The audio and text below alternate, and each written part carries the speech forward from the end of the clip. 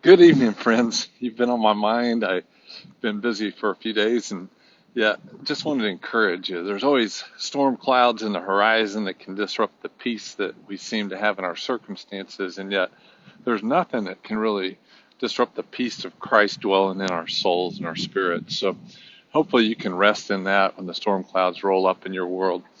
I was thinking about an idea around the Easter holiday, and I was trying to think how to verbalize it in a way that can make sense. And it goes into 1 Corinthians chapter 15, where the Apostle Paul was speaking to a group of people that didn't believe that the resurrection happened.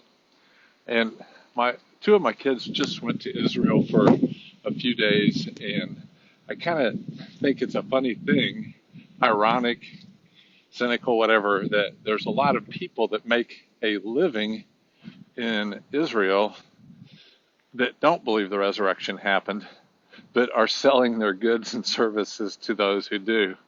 And such a paradox that's what's been banging around in my head. I don't know if I want to say it's funny because it's real life, real spiritual warfare and things, but to think of that you live right there where Messiah walked when he walked in one body rather than the millions of bodies that he walks in today. But right there, people live day in and day out, and where this event took place, amongst many witnesses, they're denying it every single day, which isn't really anything weird from just denying it along the way. But in 1 Corinthians 15, Paul was addressing those people that didn't believe in a resurrection.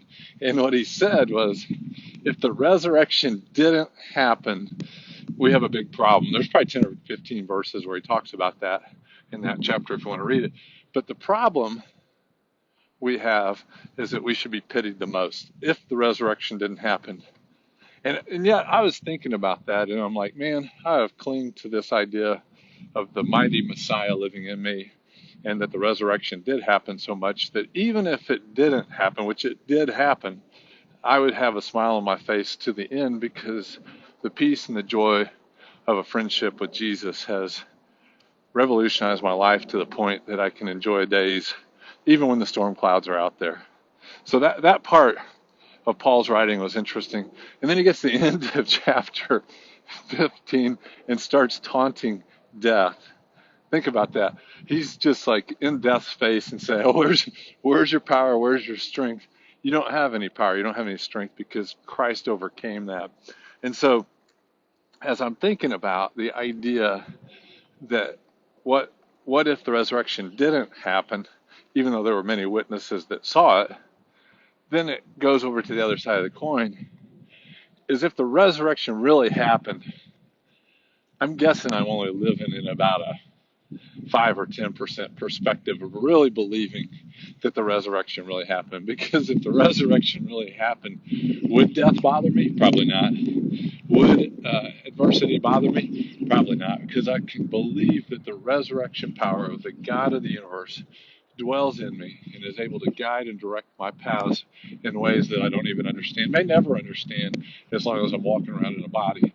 But if I really believe the resurrection, that would be a crazy, crazy thing. And so there's a verse, I believe it's in Ephesians, that says, he is able to do exceeding abundantly beyond all you can think or imagine. That's the resurrection God that we serve. That's the God of the universe. That's really cool.